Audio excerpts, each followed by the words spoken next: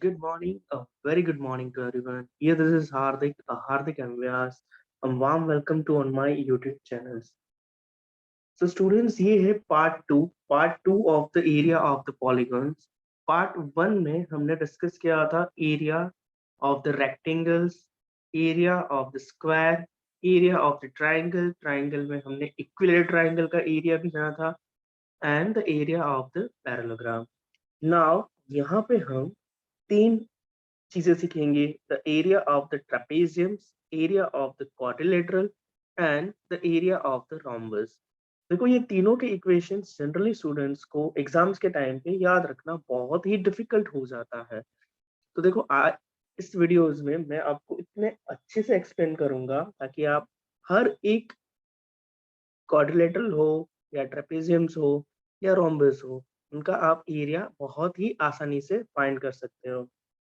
हम इसको one by one समझने की कोशिश करते हैं. स्टार्ट करते हैं सबसे पहले ट्रेपेजियम्स से. तो देखो, ट्रेपेजियम्स में यहाँ पे जो डायग्राम गिवन है वो ट्रेपेजियम्स की है. मैं इसको और इजी बना देता हूँ यहाँ पे इसका नेम लिख के. ठीक है, तो यहाँ पे ये ए है सपोज, ये पॉइंट बी है, ये पॉइंट सी है और ये पॉइंट डी है. अब देखो, एरिया ऑफ द ट्रेपेजियम्स, तो एरिया ऑफ द ट्रेपेजियम्स का इक्वेशंस होता है area of the ट्रेपेजियम्स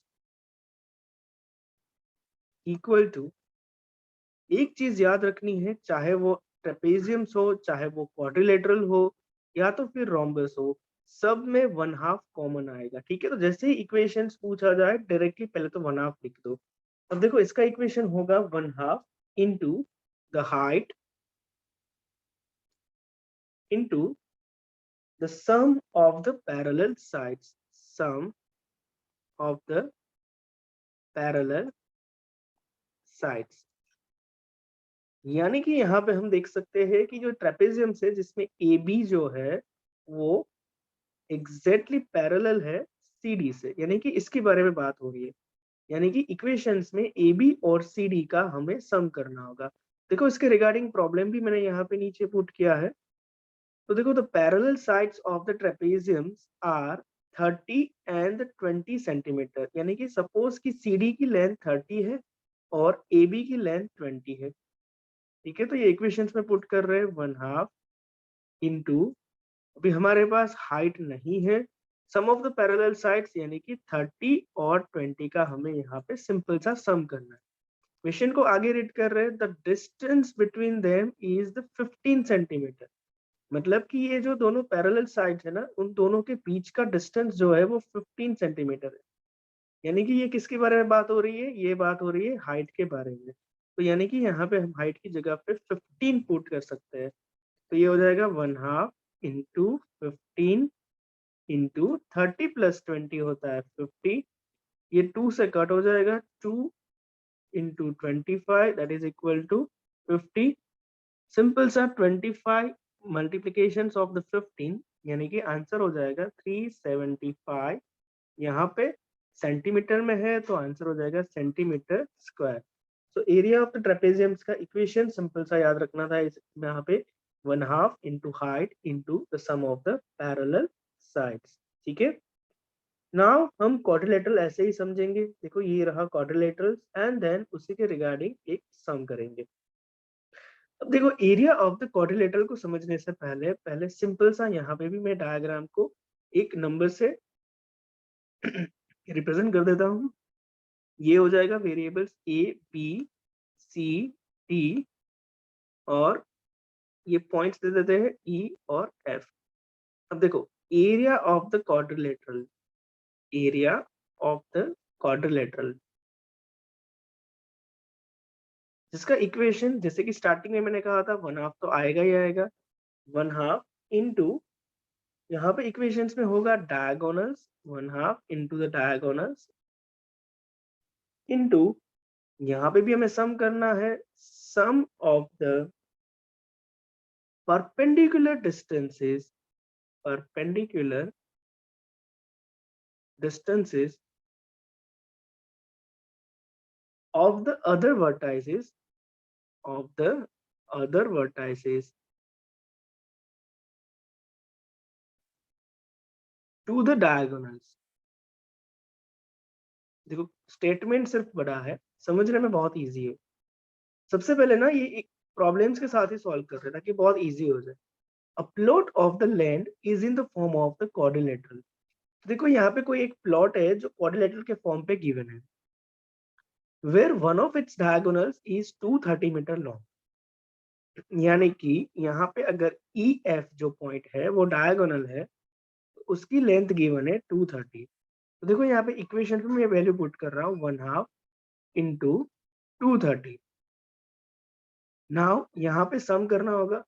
The two vertices on the either sides of these diagonals are 60 and 70। तो देखो ये AB जो है वो परपेंडिकुलर हो रहा है इस पे डायगोनल्स पे, और CD जो है वो भी परपेंडिकुलर आ रहा है वो सेम डायगोनल्स पे जिसकी हम लेंथ ले रहे हैं 70। तो सिंपल सा AB और CD का एडिशन करना था यहाँ पे। ठीक है, तो यहाँ पे हो जाएगा 60 प्लस 70 प्लस, तो फिर इसको सिंप्लीफाई कर दो 1/2 इंटू 230।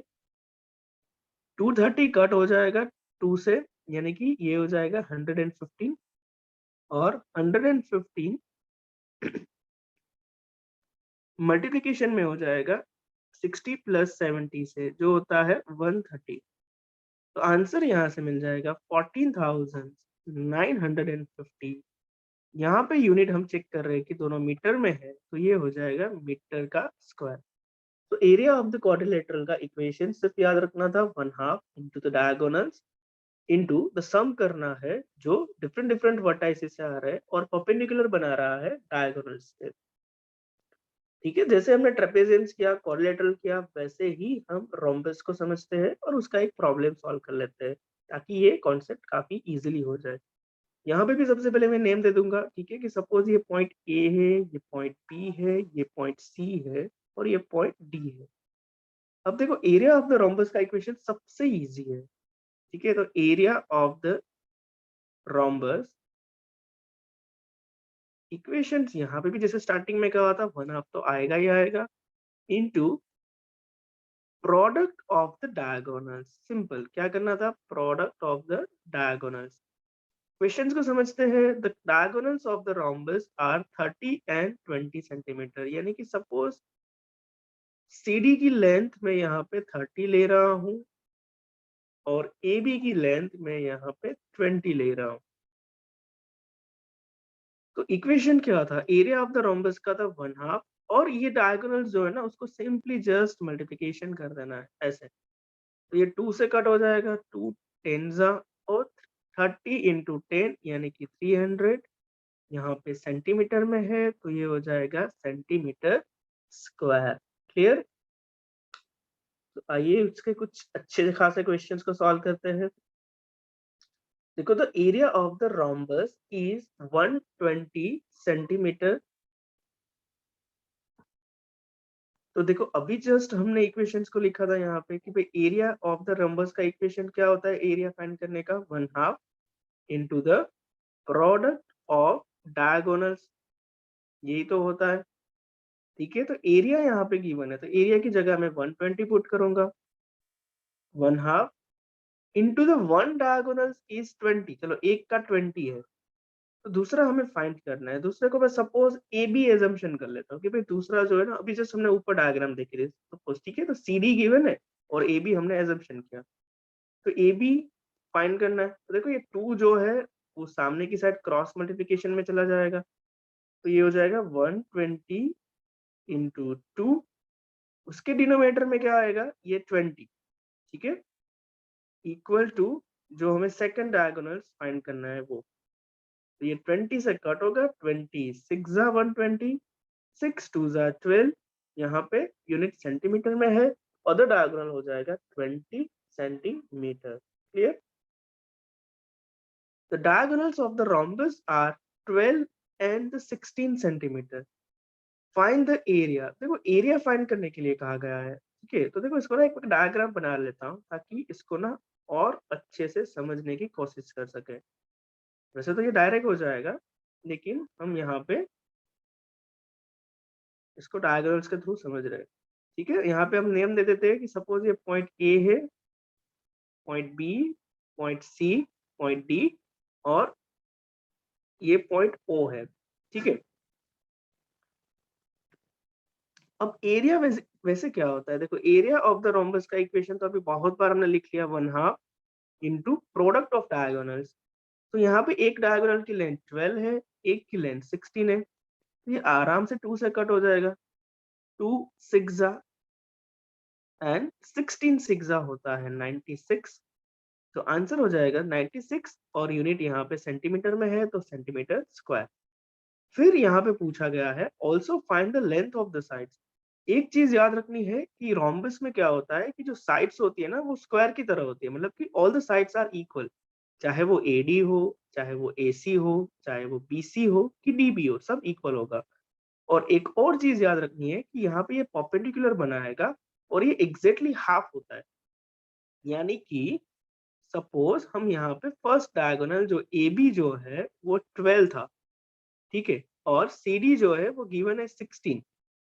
तो ये ए ओ पॉइंट जो होगा ना, ये वाला पॉइंट, ठीक है, ये वाला पॉइंट मैं इसको ना कुछ अलग कलर से मैं ड्रॉ करने की कोशिश कर रहा हूँ। ये पॉइंट देखो, ए ओ पॉइंट वो एग्जैक्टली हाफ होगा, यानी कि ए बी का हाफ कितना होता है, 12 का हाफ 6 हो जाएगा। फिर सी डी एग्जैक्टली 16 है, तो ये सी ओ पॉइंट जो है ना वो एग्जैक्टली हाफ होगा, यानी कि ये कितना हो जाएगा, 8 होगा।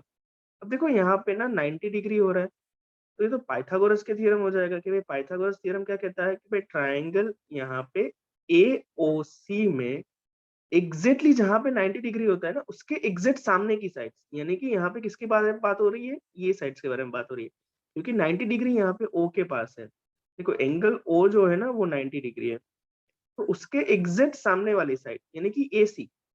तो एसी का अगर हम जो स्क्वायर करेंगे तो वो इक्वल होगा वो ही ट्राइंगल का अदर टू साइड से, यानी कि एओ और ओसी का स्क्वायर से, ठीक है। तो AC का square equal to AO square plus OC square, ये according to the Pythagoras. Now सभी की वैल्यूज हमारे पास अवेलेबल है। AO की वैल्यू 6 है, 6 का स्क्वायर 36, OC की वैल्यू 8 है, 8 का स्क्वायर 64। तो यहाँ पे AC का स्क्वायर हमें मिल जाएगा, यानी कि 36 प्लस 64 100। AC की वैल्यू यहाँ से मिल जाएगी taking the square root of 100, यानी कि ये हो जाएगा 10, और सब सेंटीमीटर में था तो ये भी सेंटीमीटर में। तो देखो AC मिल गया, यानी कि एक लेंथ हमें मिल चुकी है 10। अभी जस्ट मैंने स्टार्टिंग में ही कहा कि रोम्बस में क्या होता है, स्क्वायर की तरह होता है, हर एक साइड्स इक्वल होगी, तो यहाँ पे हर एक साइड्स की लेंथ कितनी हो जाएगी, 10 सेंटीमीटर, ठीक है। नेक्स्ट क्वेश्चन को देखते हैं। The diagonals of the quadrilaterals is given the 16 metre. Okay, अब देखो area area of the diagonal से ही मैं डायरेक्ट स्टार्ट कर रहा हूँ, ठीक है। Area of the quadrilateral, area of the quadrilateral का इक्वेशन हमें पता है 1/2 इंटू हम यहाँ पे डायगोनल्स को पुट कर रहे हैं, डायगोनल्स गिवन है 16, और ब्रैकेट में क्या करते थे, सम करते थे। तो देखो sum of the offset is given 6 और 8, तो इन दोनों का सिंपल सा सम कर देना, ठीक है। तो ये हो जाएगा 1/2 इंटू द 16 इंटू 8 प्लस 6 14 होगा, 2 से ये कट हो जाएगा, 16 into 7 that is equal to 112, और ये मीटर में है तो ये हो जाएगा metre square. The area of quadrilateral हो जाएगा इस इक्वेशन का 112 मीटर स्क्वायर। नेक्स्ट क्वेश्चन में यहाँ पे हम देख रहे हैं कि भाई area of the quadrilateral given है। चलो एरिया ऑफ द क्वाड्रिलेटरल का इक्वेशंस 1/2। अब देखो यहाँ पे और कुछ क्या क्या गिवन है, the perpendicular drawn from the two vertices, यानी कि जिसका हम सम करते हैं ना वो शायद गिवन होगा। देखो यहाँ पे यस ये गिवन है 12 और 12, तो मैं यहाँ पे पुट कर देता हूँ 12 plus 12। What is the length of the diagonal, देखो डायगोनल फाइंड करना है। तो area of the quadrilateral 342 given है, इक्वल टू 1/2 इंटू डायगोनल, और 12 प्लस 12 24। ये 2 से कट हो जाएगा, 2 12, ठीक है। मैं यहाँ पे लिख रहा हूँ इसको 342 equal to diagonal into 12। Suppose मुझे डायगोनल फाइंड करना है तो 342 के डिनोमिनेटर में 12 चला जाएगा, तो 342 को जब हम 12 से डिवाइड करेंगे तो डायगोनल की वैल्यू मिल जाएगी 28.5। यहाँ पे यूनिट मीटर में है तो ये हो जाएगा मीटर, ठीक है। बस एक सिंपल सा बेसिक सा इक्वेशन ही तो याद करना था, सारे क्वेश्चंस फटाफट से सोल्व हो जाएंगे। ठीक है, जैसे दिखता है वैसा है नहीं, बहुत सिंपल है। और ऊपर से अगर हार्दिक सर की ऑनलाइन क्लास ज्वाइन कर रहे हो फिर तो ये बहुत इजी होने वाला है। ठीक है, the length of the two parallel sides of the trapeziums, देखो trapeziums हो quadrilateral हो, अब तो हमें सारे इक्वेशन अच्छे से पता है। एरिया ऑफ द ट्रापेजियम्स का इक्वेशंस क्या होता है, 1/2 तो सर ने कहा था सब में कॉमन होगा। ठीक है, यहाँ पे हाइट इंट्रोड्यूस होती है और फिर हम यहाँ पे सम करते हैं। इसका सम करेंगे पैरेलल साइड्स का। ठीक है, सम करेंगे ऑफ द पैरेलल साइड्स का। देखो क्या क्या गिवन है यहाँ पे। The length of the two parallel sides of the trapeziums are 36 and 64। तो मैं यहाँ पे लिख रहा हूँ, एक 36 है, एक 64 है।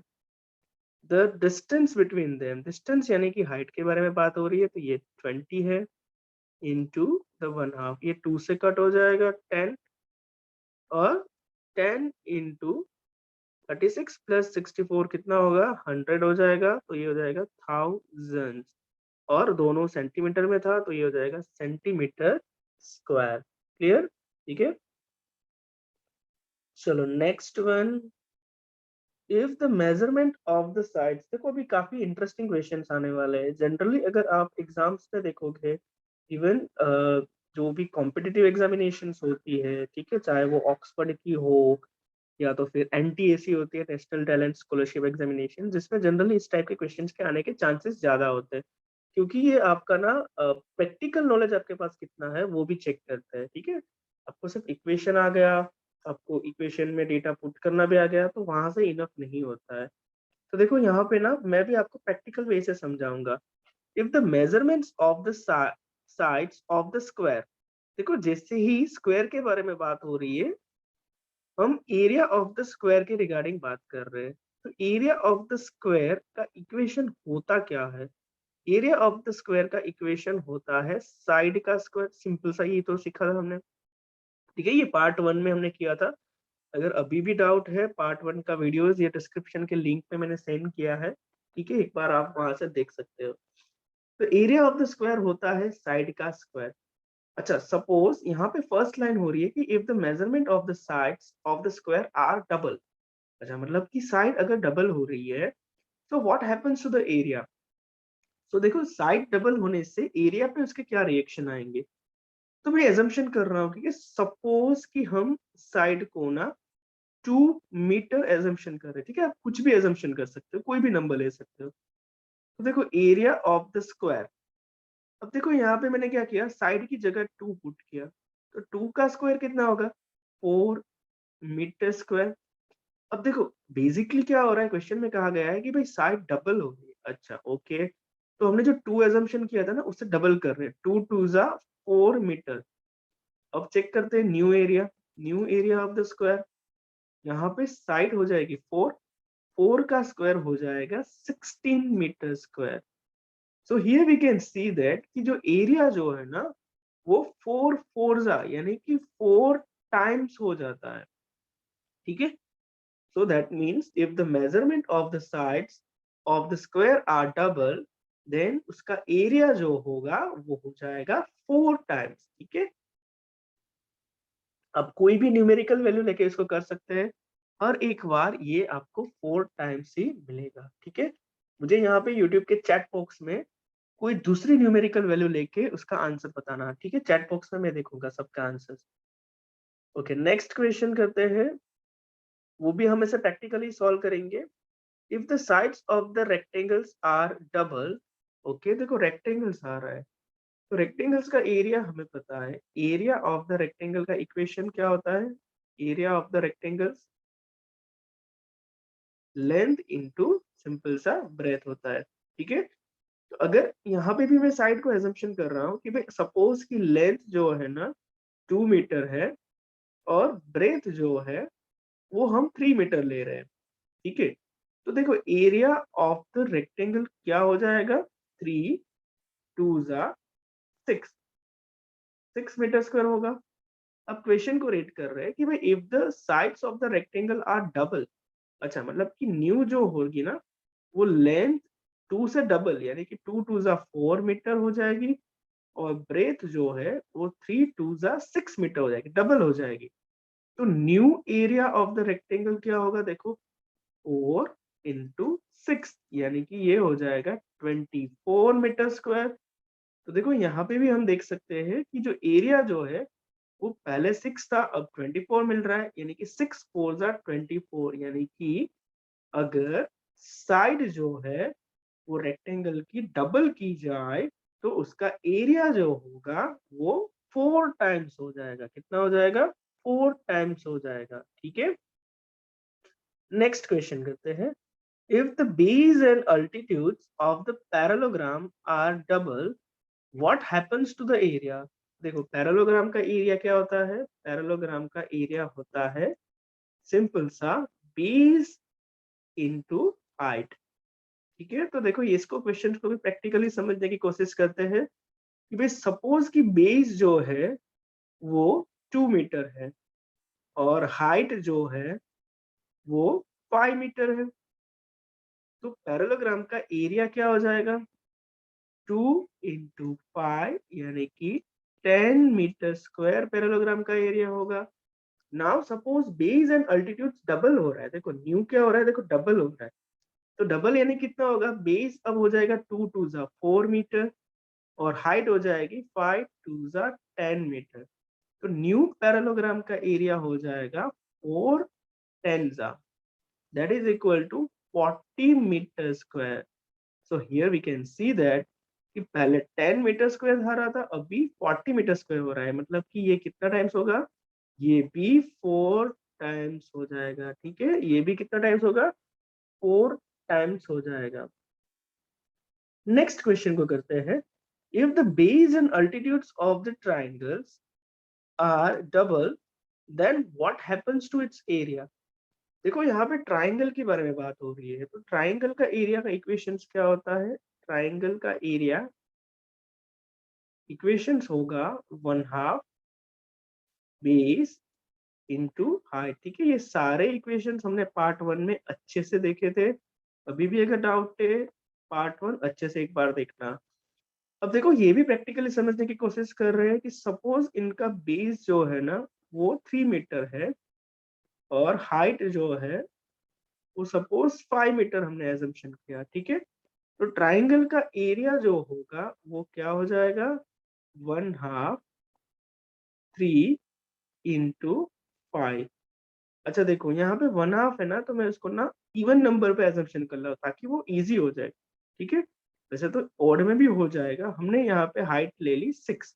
ठीक है, हाइट को एजम्पशन किया 6। अब देखो ये 2 से कट हो जाएगा, 2 3 जा, तो आंसर हो जाएगा 3 3 जा 9 मीटर स्क्वायर।